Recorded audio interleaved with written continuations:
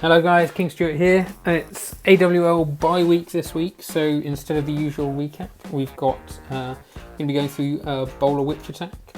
So as you can see, what I've put up is the classic the competition that I use most of the time when I'm bow witching. So that's 2 golems, 8 witches, 14 bowlers, heal, 2 rage, 2 jumps, 2 poison, and the normal clan castle.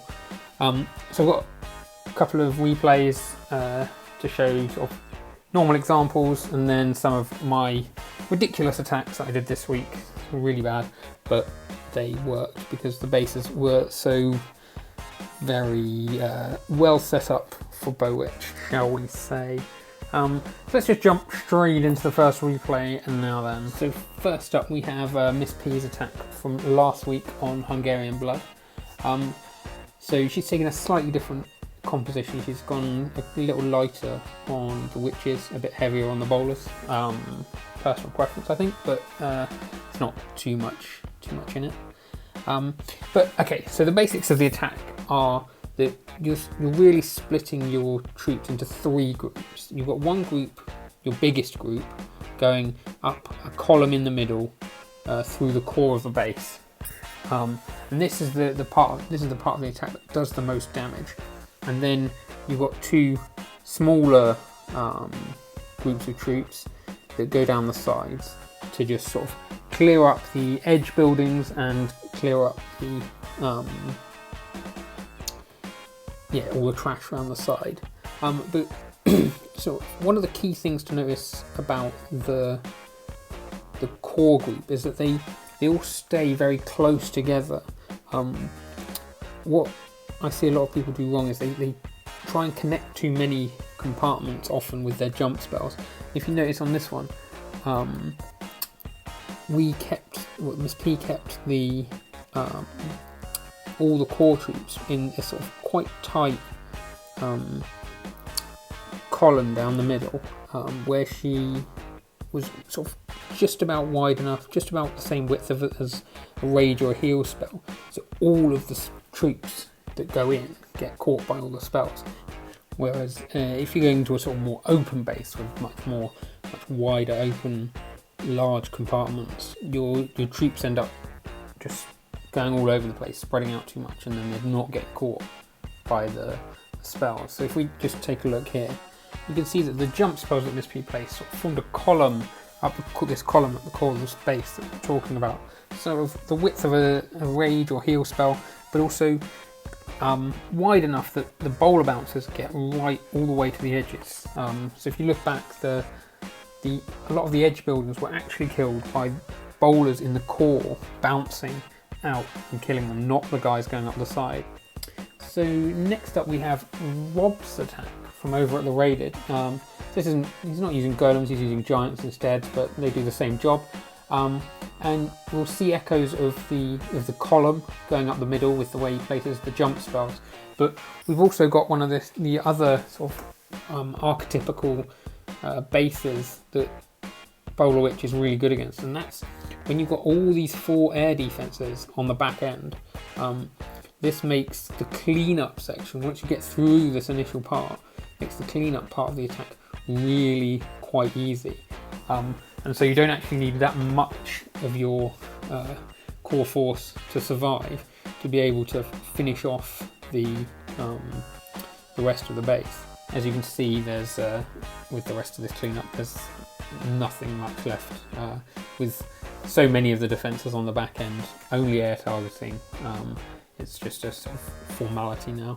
And often, because these air defences are almost always paired with large numbers of cannons, the witches are particularly strong in that when they reach that part.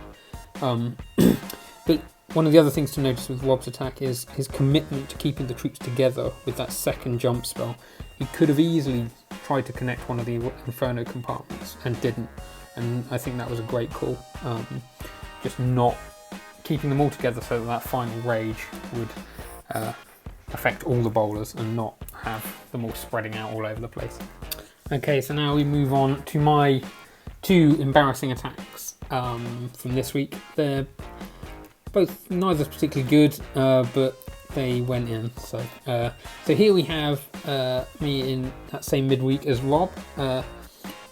So this base has got that combination of the back end with lots of cannons and air defences, and this nice tight way to keep the core. But unfortunately, a huge chunk of my army wanders off, as they do. But enough does go in to get this core, and then the guys going around the edge sort of step in a bit and just take out the rest of the base. But you can see what the plan was. The plan was to get this same column going up the middle towards the clan castle compartment, and then rage a huge number of bowlers in there, and from there the bouncers go out a long way, and there's not much of the base that can't be reached from there. And what can't be reached from there, the troops going around the sides should have killed. But as you can see, what actually happened was not quite enough went to the core, but a lot went round, including all the heroes, of course. But that charge to the core was still strong enough to take out most of the base anyway, and the huge number of troops that walked around the side were enough to finish off the base. Yeah, so it just shows the power of combining the two ideas. The column up the middle is particularly strong. If you can get that big group in the middle and rage it, they will destroy a large amount of the base. But then that combined with the back end of all the air defenses just means that the base falls apart. And even here, with the attack going so badly wrong, with so much walked around, it was just so weak to the attack that it died anyway. Okay, so here's another attack that I tried my hardest to botch this. So what I'm doing here differently is I'm ignoring one side by just using a wizard and this minion to kill these buildings and just create a funnel, and then we'll just ignore that whole side of the base, because there's not much there for any troops going down that side to actually kill. So start with the two golems as normal, witches behind, bowlers behind that. And so what I'm going to do is I'm going to jump into the core compartment with the queen and the clan castle and just rage from there out. But I do a lot of bad things. I start by dropping a rage instead of a poison. Always a good start. But I eventually do get the poison down, and enough of the troops go in, and the rage does something. It's not completely useless. I then misdrop this second jump. It doesn't quite catch the edge, and so as you can see here, the king is just beating on the wall to get through. But and that early rage has mostly gone to waste.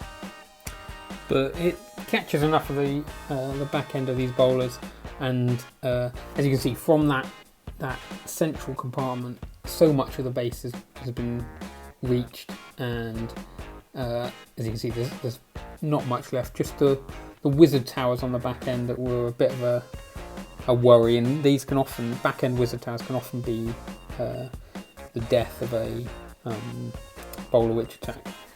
But the queen, the misplaced jump did enough for the queen to get over and finish them off, and then the rest of the troops just clean up, and luckily, well, hopefully one little skelly goes off to that corner hut. But yeah, it was, given how badly I misplaced a bunch of the spells, sort of trying too hard with that jump to do the jump rage trick and get over both walls. But yeah, there was luckily the base was weak enough to, particularly once I cut off that whole one side, there was one group of the three groups of troops I didn't need anymore. So I just had more stuff to go to do the rest of the job, and then you can see that little corner there to clean up wasn't much of an issue. It may have been an issue if my queen hadn't survived to the middle, but I was hoping that she would, basically. So the takeaways from this for your channel, turns out there are two things. So when you're identifying a base for Bowler Witch, you're looking for a nice way to create a column to the core of the base. So the rage heal, then the final rage right as deep in as you can get, so that the bowlers, as they get to their sort of final destination, they're all raged and killing sort of 80% of the base from their tight little column. And that combined with a weak back end, something like lots of cannons or air defences, or just not many defences on the back end, often mean that Bowler Witch is the right attack for that base. So Town Hall 10s, get out there, give it a go, let me know how you get on, send me your replays, good or bad, I want to see them, and then we can do a video later down the line where we're sort of reviewing sort of common mistakes or something else that people are struggling with or want more information about. Okay, so we'll be back next week with AWL weeknight action. The Clash Files looking to secure their playoff place against Clash Kings 2. Like, comment and subscribe. Let me know what you thought of this video, and I'll see you all next week.